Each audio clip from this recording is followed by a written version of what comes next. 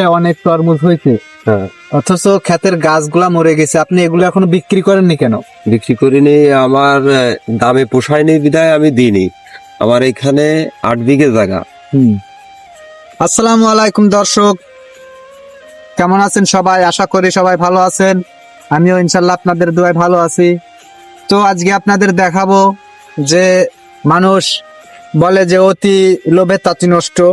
তো আজকে দেখেন একটা কৃষক অনেক পরিশ্রম করছে একটা ক্ষেতের পিছনে। তো সেই ক্ষেতের পিছনে পরিশ্রম করার পরে আজকে দেখেন সেই ক্ষেতের তরমুজগুলো আর কি বিক্রি হয় নাই, বিক্রি করতে পারে নাই। তো আমরা এই বিষয় নিয়ে আমরা ক্ষেতের মহাজনের কাছে আর কি জিজ্ঞেস করব যে আসলে সে কতটুকু ক্ষতিগ্রস্ত হয়েছে বা কতটুকু ক্ষতিগ্রস্ত হওয়ার সম্ভাবনা আছে। তো আমাদের সাথে। আসসালামু আলাইকুম ভাই। ওয়ালাইকুম সালাম। আমরা আর কি আপনার এই ক্ষেত দেখে আর কি আসলাম এই জায়গায়। আমরা আসলে ভিডিও বানাই, বিভিন্ন রকমের মানুষের দুঃখ দুর্দশা এগুলো আমরা তুলে ধরি, ঠিক আছে? তো আপনি দেখলাম এই জায়গায় থেকে যে ক্ষেতে অনেক তরমুজ হয়েছে, হ্যাঁ, অথচ ক্ষেতের গাছগুলা মরে গেছে। আপনি এগুলো এখনো বিক্রি করেননি কেন? বিক্রি করিনি। আমার দামে পোষায়নি বিধায় আমি দিইনি। আমার এখানে 8 বিঘে জায়গা।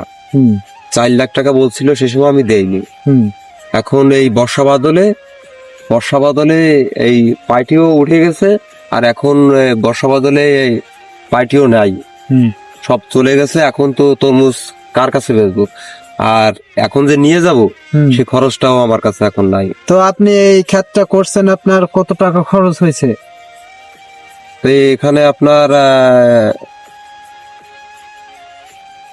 1.5 লাখ টাকার মতো খরচ হয়েছে।